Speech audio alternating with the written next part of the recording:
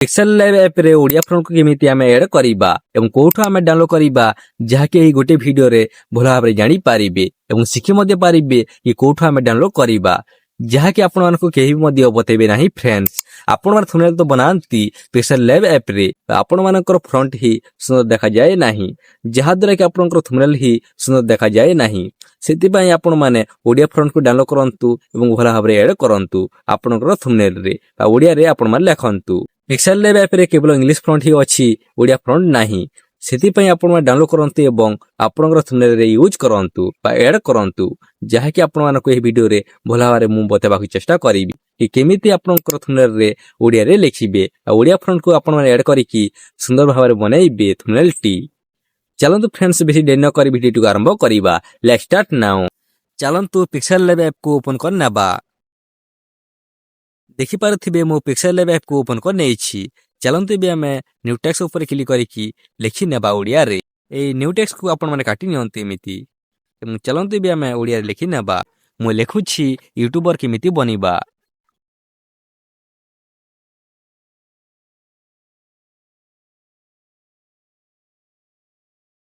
ଦେଖିଲେ ମୁଁ ଲେଖି ନେଇଛି ୟୁଟ୍ୟୁବର କେମିତି ବନିବା। ଚାଲନ୍ତୁ ଏବେ ଆମେ ଓଡ଼ିଆ ଫ୍ରଣ୍ଟକୁ ମୁଁ ଆଡ୍ କରିକି ଦେଖୁଛି କେତେ ସୁନ୍ଦର ଦେଖାଯାଉଛି। ଚାଲନ୍ତୁ ଏବେ ଆମେ ଏ ଉପରେ କ୍ଲିକ୍ କରି ନେବା। ଦେଖିପାରୁଥିବେ ଏହି ଜାଗାରେ ଏ ଲେଖା ହେଇଛି। ଏହି ତଳରେ ଦେଖନ୍ତୁ ଏହି ଏ ଉପରେ କ୍ଲିକ୍ କରି ନିଅନ୍ତୁ। ମୁଁ ମଧ୍ୟ କ୍ଲିକ୍ କରି ନେଉଛି।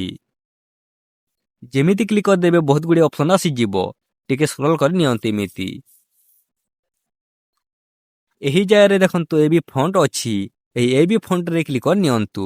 ମୁଁ ମଧ୍ୟ କ୍ଲିକ୍ କରି ନେଉଛି।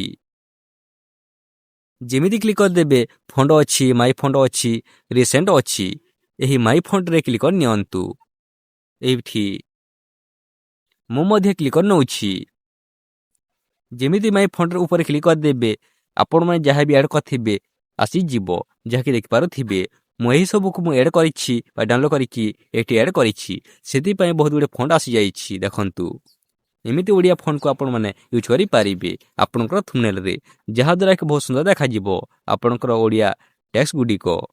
ଚାଲନ୍ତୁ ଏବେ ଆମେ ଗୋଟିଏକୁ ଚଏସ୍ କରିନେବା ଗୋଟିଏ ଫଣ୍ଟକୁ। ଦେଖନ୍ତୁ କେତେ ସୁନ୍ଦର ଦେଖାଯାଉଛି। ଏହି ଜାଗାରେ ଦେଖନ୍ତୁ ଏଇଠି। ଏବେ ଦେଖନ୍ତୁ ଏହି ଓଡ଼ିଆ ଫଣ୍ଟଟି କେତେ ସୁନ୍ଦର ଦେଖାଯାଉଛି। ମୁଁ ଯେମିତି ଆଡ୍ କରିଦେଇଛି ଓଡ଼ିଆ ଫଣ୍ଟକୁ ଏମିତି ଆପଣମାନେ ୟୁଜ୍ କରିପାରିବେ ଆପଣଙ୍କର ଓଡ଼ିଆ ଟେକ୍ସଟରେ। କେମିତି ଆପଣମାନେ ଆଡ୍ କରିବେ ଚାଲନ୍ତୁ ଏବେ ମୁଁ ବତାଇ ଦେଉଛି। ଆପଣମାନେ ଭାବୁଥିବେ କି ଆମେ ଓଡ଼ିଆ ଫ୍ରଣ୍ଟକୁ କେମିତି ଡାଉନଲୋଡ୍ କରିବା ବା କେଉଁଠୁ ଡାଉନଲୋଡ୍ କରିବା ସେମିତି ମଧ୍ୟ ଭାବୁଥିବେ।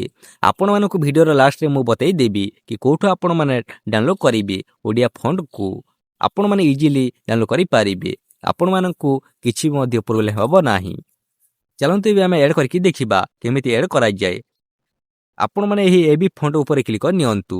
ଏଇଠି କ୍ଲିକ୍ କରି ନିଅନ୍ତୁ। ମୁଁ ମଧ୍ୟ କ୍ଲିକ୍ କରି ନେଉଛି। ଯେମିତି କ୍ଲିକ୍ କରିଦେବେ ଆପଣଙ୍କର ଏମିତି ଆସିଯିବ। ତାପରେ ମାଇ ଫଣ୍ଟ ଉପରେ କ୍ଲିକ୍ କରି ନିଅନ୍ତୁ। ଏଇଠି ମାଇ ଫଣ୍ଟ ଉପରେ କ୍ଲିକ୍ କରିସାରିଲା ପରେ ଦେଖିପାରୁଥିବେ ଏହି ଜାଗାରେ ଟି ଅଛି ଏବଂ ପ୍ଲସ୍ର ଆଇକନ୍ଟି ଅଛି। ଏହି ଜାଗାରେ ଦେଖନ୍ତୁ ଏହି ଅପସନ୍ରେ ଆପଣମାନେ କ୍ଲିକ୍ କରି ନିଅନ୍ତୁ। ମୁଁ ମଧ୍ୟ କ୍ଲିକ୍ କରି ନେଉଛି। ଯେମିତି କ୍ଲିକ୍ କରିଦେବେ ଏମିତି ଆସିଯିବ ବହୁତ ଗୁଡ଼ିଏ ଅପସନ୍। ଦେଖିପାରୁଥିବେ ଏହି ଜାଗାରେ ଆଣ୍ଡ୍ରଏଡ୍ ଅଛି। ଏଇଠି ଦେଖନ୍ତୁ ଏହି ଆଣ୍ଡ୍ରଏଡ୍ ଉପରେ କ୍ଲିକ୍ କରି ନିଅନ୍ତୁ।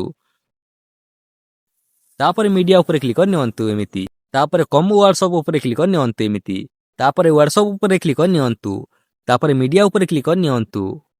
ତାପରେ ଦେଖିପାରୁଥିବେ ଏହି ଜାଗାରେ ହ୍ୱାଟ୍ସଆପ୍ ଡକ୍ୟୁମେଣ୍ଟ ଅଛି। ଏହି ହ୍ୱାଟ୍ସଆପ୍ ଡକ୍ୟୁମେଣ୍ଟ ଉପରେ କ୍ଲିକ୍ କରି ନିଅନ୍ତୁ। ମୁଁ ମଧ୍ୟ କ୍ଲିକ୍ କରି ନେଉଛି। ଯେମିତି କ୍ଲିକ୍ କରିଦେବେ ଯାହା ବି ଓଡ଼ିଆ ଫଣ୍ଟ ଗୁଡ଼ିକ ଡାଉନଲୋଡ୍ କରିଥିବେ ସବୁ ଆସିଯିବ। ଏହି ଜାଗାରେ ଦେଖନ୍ତୁ ଆପଣମାନେ ଯାହା ବି ଆଡ୍ କରିବାର ଅଛି ସବୁକୁ ଆପଣମାନେ ଆଡ୍ କରିପାରିବେ। ଏମିତି ଟିପ୍ ଚିହ୍ନ ଦେଇଦେବେ ଏମିତି ଏବଂ ତାପରେ ଦେଖିପାରୁଥିବେ ସମସ୍ତଙ୍କ ତଳରେ ଆଡ୍ ସିଲେକ୍ଟ ଅଛି। ଏହି ଜାଗାରେ ଦେଖନ୍ତୁ ଏହି ଆଡ୍ ସିଲେକ୍ଟ ଉପରେ କ୍ଲିକ୍ କରି ନେବେ। ଯେମିତି କ୍ଲିକ୍ କରିଦେବେ ଆପଣଙ୍କର ଫଣ୍ଟଟି ଆଡ୍ ହେଇଯିବ, ସେଇ ଜାଗାକୁ ପଳାଇ ଯିବ, ଯାହାଦ୍ୱାରା କି ଓଡ଼ିଆ ଟେକ୍ସଟରେ ଆଡ୍ କରିପାରିବେ ଓଡ଼ିଆ ଫଣ୍ଟକୁ। ଚାଲନ୍ତୁ ଏବେ ଆମେ କ୍ଲିକ୍ କରିକି ଦେଖିବା। ଦେଖିପାରିଲେ ମୁଁ ଯେମିତି କ୍ଲିକ୍ କରିଦେଲି ସାଙ୍ଗେ ସାଙ୍ଗେ ଏଇ ଜାଗାକୁ ଆସିଗଲା, ମାନେ କି ଆଡ୍ ହେଇଗଲା। ତାପରେ ଆପଣମାନେ ଦେଖିପାରୁଥିବେ ସମସ୍ତଙ୍କ ତଳରେ ଓକେର ଅପସନ୍ଟି ଅଛି। ଏହି ଜାଗାରେ ଦେଖନ୍ତୁ ଏହି ଓକେ ଉପରେ କ୍ଲିକ୍ କରି ନିଅନ୍ତୁ। ମୁଁ ମଧ୍ୟ କ୍ଲିକ୍ କରି ନେଉଛି। ଯେମିତି ଓକେ ଉପରେ କ୍ଲିକ୍ କରିଦେବେ ଆପଣଙ୍କର ଓଡ଼ିଆ ଫଣ୍ଟଟି ଏଡ୍ ହେଇଯିବ ସେ ଟେକ୍ସଟରେ ଓଡ଼ିଆ ଟେକ୍ସଟରେ ଯାହାକି ଦେଖି ମଧ୍ୟ ପାରୁଥିବେ। ଏମିତି ଆପଣମାନେ ଆଡ଼୍ କରିପାରିବେ। ଆପଣମାନେ ଭାବୁଥିବେ କି ଆମେ କେମିତି ଡାଉନଲୋଡ଼ କରିବା ବା କେଉଁଠୁ ଡାଉନଲୋଡ଼ କରିବା। ଚାଲନ୍ତୁ ଏବେ ଆମେ ବ୍ୟାକ୍ କରିକି ଯିବା। ଚାଲନ୍ତୁ ଏବେ ଆମେ କ୍ରୋମ୍ ବ୍ରାଉଜରକୁ ଓପନ୍ କରିନେବା ଏବଂ ସର୍ଚ୍ଚ ବାର୍ରେ ଓଡ଼ିଆ ଫଣ୍ଟ ଡାଉନଲୋଡ଼ ସର୍ଚ୍ଚ କରି ନିଅନ୍ତୁ। ମୁଁ ମଧ୍ୟ ସର୍ଚ୍ଚ କରି ନେଉଛି।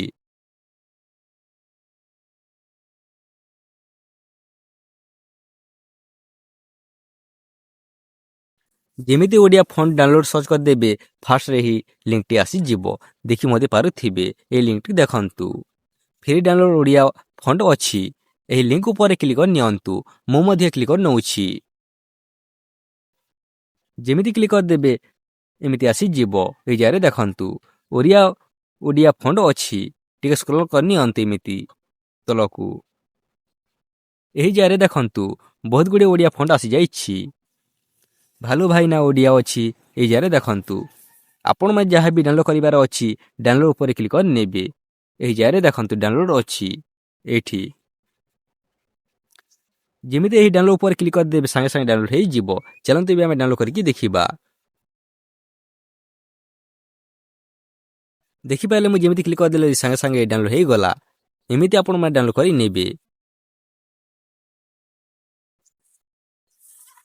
ଆପଣମାନେ ଯାହା ବି ଡାଉନଲୋଡ଼ କରିପାରିବେ ବହୁତ ଗୁଡ଼ିଏ ଅଛି ଦେଖନ୍ତୁ। ମୁଁ ଏସବୁକୁ ଡାଉନଲୋଡ଼ କରି ନେଇଛି ସେଥିପାଇଁ ମୁଁ ଡାଉନଲୋଡ଼ ହିଁ କରୁନାହିଁ। ଆପଣମାନଙ୍କୁ କେବଳ ମୁଁ ଦେଖାଇ ଦେଉଛି କି କେମିତି ଡାଉନଲୋଡ଼ କରିବେ ବା କେଉଁଠୁ ଡାଉନଲୋଡ଼ କରିବେ ଯାହାକି ଆପଣମାନେ ଭଲ ଭାବରେ ଜାଣି ମଧ୍ୟ ପାରିଲେ। ଦେଖନ୍ତୁ ବହୁତ ଗୁଡ଼ିଏ ଅଛି। ଏହି ଡାଉନଲୋଡ଼ ଉପରେ ଏମିତି କ୍ଲିକ୍ କରି ନେବେ। ଯେମିତି କ୍ଲିକ୍ କରିଦେବେ ଏମିତି ଆସିଯିବ। ତାପରେ ଡାଉନଲୋଡ଼ କରିଦେବେ ଏମିତି ସାଙ୍ଗେ ସାଙ୍ଗେ ଡାଉନଲୋଡ଼ ହେଇଯିବ। ତାପରେ ଓପନ୍ କରିକି ଆପଣମାନେ ସେଇଟିକୁ ଯାଇକି ଆଡ଼୍ କରି ନେବେ ବା ଆପଣମାନେ ଚାହିଁଲେ ଆପଣଙ୍କର କ୍ୟାପକଟ୍ ଟାଇପ୍ରେ ମଧ୍ୟ ଆଡ଼୍ କରିପାରିବେ। କେମିତି ଆଡ଼୍ କରାଯାଏ ଯଦି ଜାଣିନାହାନ୍ତି ନିହାତି ଭାବରେ କମେଣ୍ଟ ସେକ୍ସନକୁ ଯାଇକି କମେଣ୍ଟରେ ଲେଖିବେ। ମୁଁ ସେଇ ଉପରେ ମଧ୍ୟ ଗୋଟେ ଭିଡ଼ିଓ ନେଇକି ଆସିବି କି କେମିତି ଆପଣମାନେ ଓଡ଼ିଆରେ ଲେଖିବେ କ୍ୟାପକଟ୍ ଆପ୍ରେ ଯଦି କରନ୍ତି କ୍ୟାପକଟ୍ ଆପ୍କୁ। ଏହି ଭିଡ଼ିଓରେ ଭଲ ଭାବରେ ଜାଣିପାରିଲେ କି ପିକ୍ସେଲ ଲ୍ୟାବ୍ ଆପ୍ରେ କେମିତି ଓଡ଼ିଆ ଫଣ୍ଟକୁ ଆଡ଼୍ କରିବେ ବା କେଉଁଠୁ ଡାଉନଲୋଡ଼ କରିବେ ଯାହାକି ସବୁ ଡିଟେଲ୍ ଭାବରେ ଜାଣିପାରିଥିବେ। ଆପଣମାନଙ୍କୁ ଭିଡ଼ିଓ ଯଦି ଭଲ ଲାଗିଛି ନିହାତି ଭାବରେ ଗୋଟେ ଲାଇକ୍ କରିବେ। ଚ୍ୟାନେଲଟିକୁ ସବସ୍କ୍ରାଇବ୍ କରିକି ରଖିବେ ଏବଂ ନିଜର ସାଙ୍ଗମାନଙ୍କୁ ସେୟାର କରିଦେବେ ଯାହାଦ୍ୱାରା କି ଆପଣଙ୍କର ସାଙ୍ଗମାନେ ମଧ୍ୟ ଦେଖି ଶିଖିପାରିବେ। ଚାଲନ୍ତୁ ଫ୍ରେଣ୍ଡସ୍ ଏବେ ଆମେ ନେକ୍ସଟ ଭିଡ଼ିଓରେ ଦେଖା ହେବା।